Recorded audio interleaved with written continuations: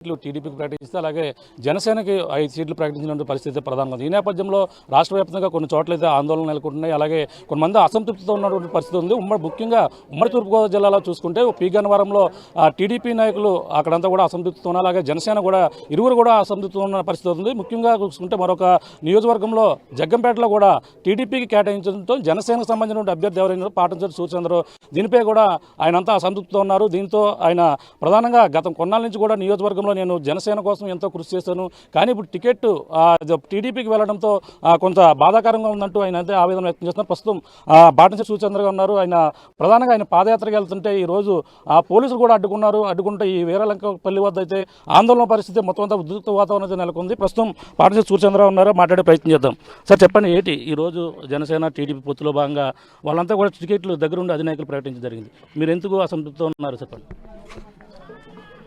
ఈ తెలుగుదేశం జనసేన పార్టీల పొత్తులో భాగంగా మరి చంద్రబాబు నాయుడు గారు, పవన్ కళ్యాణ్ గారు సీట్లు ప్రకటించడం, అందులో భాగంగా జగ్గంపేట నియోజకవర్గంలో తెలుగుదేశం పార్టీకి సీటు కేటాయించి జ్యోతుల నెహ్రూ గారిని ఎమ్మెల్యే అభ్యర్థిగా ప్రకటించడం జరిగింది. దీనికి నేను జ్యోతుల నెహ్రూ గారికి మీడియా ముఖంగా శుభాకాంక్షలు తెలియజేస్తున్నాను. మీరందరూ అనుకున్నట్టుగా నేను ఏ రకమైన అసంతృప్తిగా లేను. మా పార్టీ మీద కానీ, మా జనసేన పార్టీ మీద కానీ, మా అధ్యక్షుడు పవన్ కళ్యాణ్ గారి మీద కానీ నేను ఏ రకమైన అసంతృప్తిగా లేను.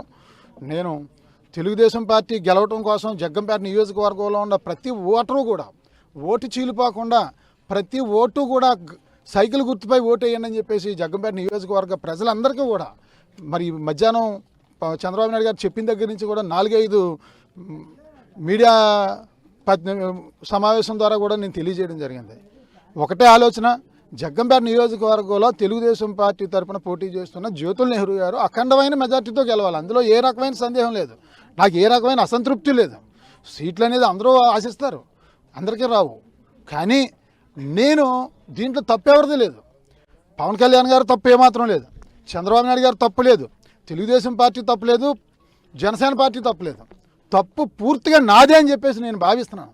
ఎందుకంటే ఈరోజు ఎమ్మెల్యేగా గెలవాలంటే ఒక 100-150 కోట్ల రూపాయలు ఖర్చు పెట్టాల్సిన పరిస్థితి. ఇంచుమించు వందలాది ఎకరాల భూస్వాములు, కోట్లాది రూపాయల ఆస్తులు ఉన్నవాళ్ళు, అంతేకాకుండా వాళ్ళ తండ్రులు, తాతలు, ముత్తాతలు, ఎంపీలు, ఎమ్మెల్యేలు, మంత్రులు చేసిన కుటుంబాల్లోనే ఎమ్మెల్యేలు అవుతున్నారు తప్పించి నాలాంటి సామాన్యుడు రబ్బర్ చెప్పులు వేసుకునేవాడు ఎమ్మెల్యేగా ఆశపడ్డం అనేది చాలా పొరపాటు. అందుకని నేను తప్పు చేశాను. నేను చేసిన తప్పుని నేనే శిక్ష విధించుకున్నాను. ఇక నేను శిక్ష విధించుకున్నాను, నా కడుపుకు శిక్ష వేసుకున్నాను. దీని ద్వారా ఏంటంటే నాలాంటి సామాన్యులు, నాలాంటి రబ్బర్ చెప్పులు వేసుకునే వాళ్ళు రాబోయే రోజుల్లో కొన్ని తరాలు మా మరణం గుర్తుండాలి. కొన్ని తరాలు బాటంశెట్టి సూర్యచంద్ర అనే వ్యక్తి 2019 మే 23 ఎన్నికలైన తర్వాత రోజు నుంచి నేటి వరకు ఒక్కరోజు కూడా విశ్రాంతి తీసుకోకుండా జగ్గంపేట నియోజకవర్గంలో ఉన్న 84 గ్రామాలు, 1,20,000 కుటుంబాలు 8 సార్లు ఇంటింటికి తిరిగి ప్రతి ఒక్కరిని కూడా జనసేన పార్టీని గెలిపించండి, గాజు గ్లాస్ గుర్తుకు ఓటేయండి అని చెప్పేసి అడగడం జరిగింది. ప్రతి ఇంటికి జామ మొక్కలు పంచారు, 1,00,000 మొక్కలు జామ మొక్కలు. ప్రతి ఇంటికి నిమ్మ మొక్కలు పంచాం, ప్రతి ఇంటికి కొబ్బరి మొక్కలు పంచాం, ప్రతి ఇంటికి ధాన్యం మొక్కలు పంచాం. కరోనా సమయంలో కిట్లు పంచాం. అదే రకంగా గాజు గ్లాసులు పంపిణీ చేసాం. ప్రజల సమస్యల కోసం ఎన్నో అమరనిరాహార దీక్షలు చేసి ప్రాణాలు సైతం పోగొట్టుకునే పరిస్థితికి వచ్చాం. తద్వారా నా భార్య మీద, నా మీద 12 పోలీస్ కేసులు కూడా ఉన్నాయి. ఇప్పుడు ఏంటి నిరాహార దీక్షలు, ప్రజా పోరాటాల్లోనే. ఇన్ని చేసిన నాకు సీట్ లేదంటే అది నేను ఎవరిని నిందించట్లేదు, పవన్ కళ్యాణ్ గారిని కూడా తప్పంటలేదు. ఎందుకంటే వ్యవస్థ అలాగైపోయింది. అక్కడ 100 కోట్లు 200 కోట్ల రూపాయలు ఉన్నవాడికి అవకాశం, లేకపోతే గెలవలేని పరిస్థితి. నేనేంటంటే మద్యం డబ్బు పంచకుండా నిజాయితీగా గెలవాలి, వ్యవస్థ మార్పుకి నేను ప్రయత్నం చేయాలని చెప్పేసి నేను ఈ 5 సంవత్సరాల నుంచి నియోజకవర్గంలో ఉన్న ప్రతి ఇంట్లోని ఒక అన్న తమ్ముడు బిడ్డలాగా ఉండాలని, ఇంటికి దూరంగా ప్రజలకు దగ్గరగా అని చెప్పేసి 808వ రోజు అండి మా ఇంటికి వెళ్ళి, నా భార్య నేను మా ఇంటికి వెళ్ళి 808 రోజుల నుంచి మా ఇంటికి వెళ్ళలేదు. ఉదయం నుంచి రాత్రి వరకు తిరిగి రాత్రి సమయంలో అదే గ్రామంలో ఉన్న దేవాలయంలో, రామాలయంలో కానీ, చర్చిలో కానీ, మసీదులో కానీ పల్లెనిద్ర చేస్తూ ఉన్నాం. ఇదే వీరలంకపల్లి గ్రామంలో రామాలయంలో కూడా మరి 4 రోజుల క్రితం పల్లెనిద్ర చేస్తాం. ప్రతి గ్రామంలోని పల్లెనిద్ర అంటే ప్రజలకి చేరువ అవ్వాలి, ప్రజలకు దగ్గరగా ఉండాలి. ప్రజలకు దగ్గరగా ఉండడం వల్ల ప్రజల కష్ట సుఖాలు మనకు తెలుస్తాయి. నాయకుడు అనేవాడు, ఒక ఎమ్మెల్యే అనేవాడు రాత్రి పగలు ప్రజల్లో ఉంటే ఒక వ్యవస్థ మార్పు వస్తుంది అని నమ్మాను నేను. మద్యం డబ్బు పంచకుండా గెలవాలని నేను సర్పంచ్గా 18 సంవత్సరాలు చేశాను. 2001 నుంచి 2018 వరకు 3 దఫాలు 18 సంవత్సరాలు సర్పంచ్గా మద్యం డబ్బు పంచకుండా సర్పంచ్గా నేను గెలిచాను. 5 సార్లు రాష్ట్ర ఉత్తమ సర్పంచ్ అవార్డు గౌరవనీయులు శ్రీ చంద్రబాబు నాయుడు గారి చేతుల మీద తీసుకున్నాను. 3 సార్లు జాతీయ ఉత్తమ సర్పంచ్ అవార్డు ప్రధానమంత్రి గారి చేతుల మీద తీసుకున్నాను. నా గ్రామాన్ని భారతదేశంలోనే ఒక ఆదర్శంగా చేశాను. నా జగ్గంపేట నియోజకవర్గాన్ని కూడా ఒక ఆదర్శంగా చేయాలి. ఎమ్మెల్యే అంటే ఇలా చేయొచ్చా, ఒక నీతి నిజాయితీగా అవినీతి లేకుండా చేయొచ్చా అన్నది నిరూపించడం కోసం మేము 5 సంవత్సరాల నుంచి కూడా అన్నీ త్యాగం చేసి, సుఖం త్యాగం చేసాం, డబ్బు త్యాగం చేసాం, సమయాన్ని త్యాగం చేసాం. ఎన్నో కష్టాలు, ఎన్నో అవమానాలు, ఎన్నో బాధలు పడ్డాం. అంటే టికెట్ కేటాయించేటప్పుడు మీకు ఎటువంటి సంప్రదింపులు చేయలేదంటారా మా అధినాయకులు ఎవరు కూడా? ఏ రకమైన సంప్రదింపులు లేవు. పవన్ కళ్యాణ్ గారు ఒకటే చెప్పారు, ఎవరికి సీట్ ఇచ్చినా కూడా ఈ యొక్క వైఎస్ఆర్ కాంగ్రెస్ పార్టీని గద్దె దింపడం కోసం అందరూ కలిసి పనిచేయాలని చెప్పి అన్నారు. పవన్ కళ్యాణ్ గారు చెప్పినట్టుగా కలిసి పనిచేయడానికి నేను సిద్ధంగా ఉన్నాను. ఎందుకంటే ఓట్లు చీలకూడదన్న ఉద్దేశం పవన్ కళ్యాణ్ గారిది. కాబట్టి ఓటు చీలకూడదన్న ఉద్దేశంతోనే నేను ఈరోజు ఇండిపెండెంట్గా పోటీ చేసినా నేను గెలవగలను. కానీ ఇండిపెండెంట్గా పోటీ చేస్తే జ్యోతుల్ నెహ్రూ గారు ఓడిపోతారు. నేను గెలవచ్చు, ఓడిపోవచ్చు, కానీ ఆయన ఓడిపోతారు.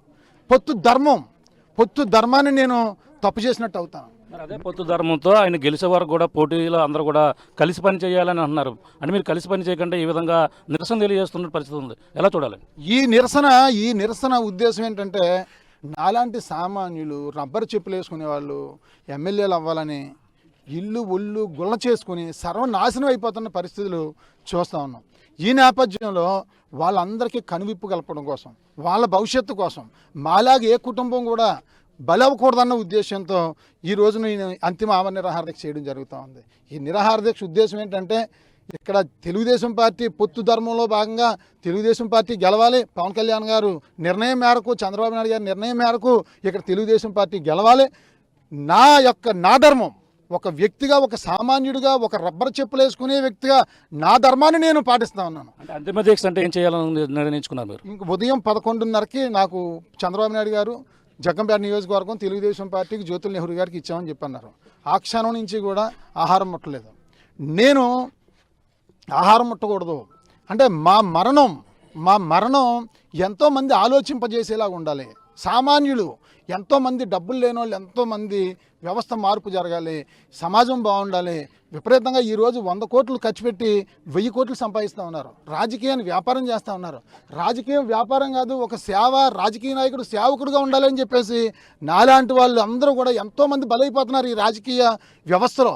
అటువంటి వాళ్ళు ఎవరు కూడా నాలాగా ఎవరు బయలవ్వకూడదని చెప్పేసి నేను ఈ మరణాన్ని ఎంచుకోవడం జరిగింది. అంటే ఇప్పుడు అంతా ఇంత ఉధృతత రావడానికి కారణాలు పోలీసులు కూడా వచ్చారు. దీనిపై మీరు ఎటువంటి నిర్ణయం తీసుకున్నారు? ఇది నా ప్రాణం, నా శరీరం, నా ఇష్టం. నేను జగ్గంపేటలో, సోమరాయనపేటలో, కిల్లంపూడి మండలం సోమరాయనపేట గ్రామంలో ఈరోజు ఉదయాన్నే 6:15కి మొదలుపెట్టాను డోర్ టు డోర్. పాలింగ్ గ్రామంలో ప్రతి ఇంటికి జనసేన పార్టీని గెలిపించాలని 6:15కి మొదలుపెట్టాం. రాత్రి అక్కడ పాలింగ్ గ్రామంలో గౌరీదేవి అమ్మవారి సన్నిధిలో పల్లినిద్ర చేసాం. రాత్రి ఉదయాన్నే 4:30 లేచి 5:30 రెడీ అయ్యి 6 గంటలు 6:15 నుంచి మేము డోర్ టు డోర్ కార్యక్రమం చేసుకున్నాం. పాలింగ్ గ్రామం ముగించాం, తర్వాత సోమరాయనపేట గ్రామం ముగించి మేము వచ్చేటప్పటికి మరి చంద్రబాబు నాయుడు గారు, పవన్ కళ్యాణ్ గారు జగ్గంపేట నియోజకవర్గంలో పొత్తులో భాగంగా తెలుగుదేశం పార్టీకి సీట్ ఇస్తున్నామని, జ్యోతుల్ నెహ్రూ గారికి సీట్ ఇస్తున్నామని చెప్పేసి తెలియజేయడం జరిగింది.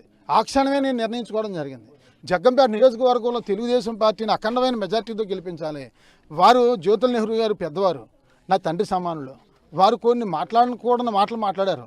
నెల రోజుల క్రితం జరిగిన సమావేశంలో పొత్తు ధర్మంలో భాగంగా పాటంశెట్టి సూర్యచంద్ర అనే వ్యక్తికి సీట్ ఇస్తే జనసేన పార్టీ తరఫున నేను చెయ్యనని చెప్పేసి జ్యోతుల్ నెహ్రూ గారు చెప్పడం జరిగింది. నేను అవన్నీ కూడా వదిలేశాను. వారు అన్న మాటలు కూడా నేను పట్టించుకోవట్లేదు. నేను ధర్మం ప్రకారంగా పొత్తు ధర్మంలో భాగంగా తెలుగుదేశం పార్టీ తరఫున జ్యోతుల్ నెహ్రూ గారికి సీట్ ఇచ్చారు కాబట్టి మరి తెలుగుదేశం పార్టీకి సైకిల్ గుర్తుకు ఓటేయండి అని చెప్పేసి జగ్గంపేట నియోజకవర్గ ప్రజానికానికి ప్రతి ఒక్కరికి కూడా నేను చేతులు జోడించి సవినయంగా నేను విజ్ఞప్తి చేస్తూ ఉన్నాను. ఈ సందర్భంగా ధర్మాన్ని నేను పాటిస్తూ ఉన్నాను. నిజాయితీగా ఉంటాను, నేను నీతిగా ఉంటాను నేను. కాబట్టి నేను పార్టీ పరంగా పొత్తు ధర్మాన్ని నేను గౌరవిస్తున్నాను. మరి నా ధర్మంగా ఒక సామాన్యుడిగా నాలాంటి సామాన్యులు బలవకుండా మరొక ధర్మాన్ని కూడా నేను నిర్వర్తిస్తున్నానని చెప్పి సందర్భంగా తెలియజేస్తూ, మరి పోలీసు వారు మరి చాలా దౌర్జన్యంగా ప్రవర్తించడం జరిగింది సార్.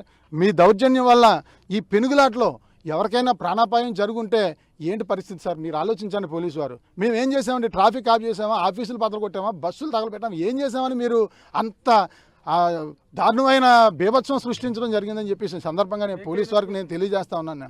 మేము శాంతియుతంగా నేను అక్కడ సోమరాయనపేట నుంచి అచ్యుతాపురంలో ఉన్నటువంటి మరి దుర్గమ్మ తల్లి అమ్మవారి గుడికి మేము పాదయాత్ర వెళ్తా ఉన్నాం. మా ఇలవేల్పు, నా భార్యకి నాకు ఇలవేల్పు. పొద్దున్న లేచిన దగ్గర నుంచి రాత్రి వరకు 100 సార్లు దండం పెట్టుకుంటుంది అక్కడ అచ్యుతాపురంలో ఉన్న దుర్గమ్మ తల్లికి.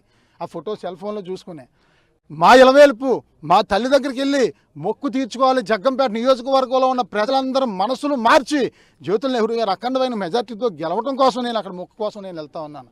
మీరు పోలీసు వారు ఎందుకు మీరు ఆఫ్ చేసి నన్ను నిర్బంధిస్తా ఉన్నారని చెప్పి అక్కడే దీక్ష చేస్తాను, అక్కడే మేము ప్రాణాలు వదిలిస్తానని చెప్పేసి మీరు మాట్లాడడం ఎంతవరకు సమంజసం అంటారు? నాకు జగ్గంపేట నియోజకవర్గంలో ఉన్నటువంటి 84 గ్రామాల్లో కూడా నేను ఎన్నో గుడులు చూసాం. అన్ని చోట్ల భగవంతుడు ఉంటాడు. ఎందుకునో అక్కడ అచ్యుతాపురంలో ఉన్నటువంటి మర్రి చెట్టు, పెద్ద మర్రి చెట్టు ఉంటుంది. ఆ మర్రి చెట్టు నాకు ఎంతో ఇష్టమైంది. అక్కడ మర్రి చెట్టు కింద ఎంతో హాయిగా ప్రశాంతంగా సంతోషంగా ఉంటుంది. మేము మా ప్రాణాలు అక్కడే అర్పించాలని చెప్పేసి మేము నిర్ణయించుకోవడం జరిగింది. ఈ సందర్భంగా ఇది నేను ఏ పార్టీలను కానీ, పవన్ కళ్యాణ్ గారిని కానీ, లేకపోతే ఇంకో పార్టీని కానీ ఎవరిని బ్లాక్మెయిల్ చేసి ఉద్దేశం కాదు ఇది. ఎందుకంటే నాలాంటి వాళ్ళు ఎవరు బలవకూడదన్న ఉద్దేశంతో నేను చెప్తున్నాను. ధర్మం ప్రకారంగా, పొత్తు ధర్మం ప్రకారంగా ప్రతి ఒక్కరూ సైకిల్ గుర్తుకు ఓటేస్తారు. నా చివరి శ్వాస ఉన్నంత వరకు కూడా జగ్గంపేట నియోజకవర్గంలో సైకిల్ కోటేయండి, సైకిల్ కోటేయండి, సైకిల్ కోటేయండి, సైకిల్ కోటేయండి అని నేను చెప్తాను. నేను ధర్మం ప్రకారంగా, నేను ధర్మానికి కట్టుబడి ఉంటాను.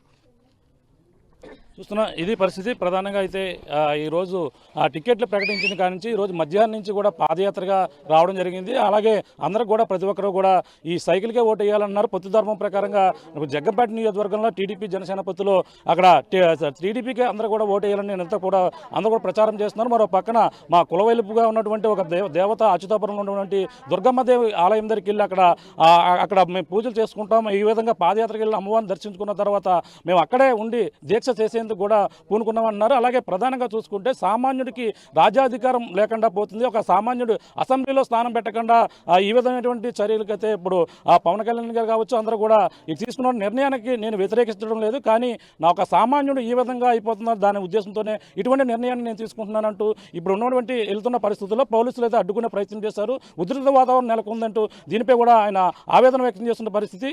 ప్రధానంగా చూసుకుంటే ఈ పరిణామాలు చూసుకుంటే ఈ జగ్గంపేట నియోజకవర్గంలో హాట్ టాపిక్గా మారింది. తూర్పుగోదావరి జిల్లాలోనే ప్రధానంగా పీ గన్నవరం కావచ్చు,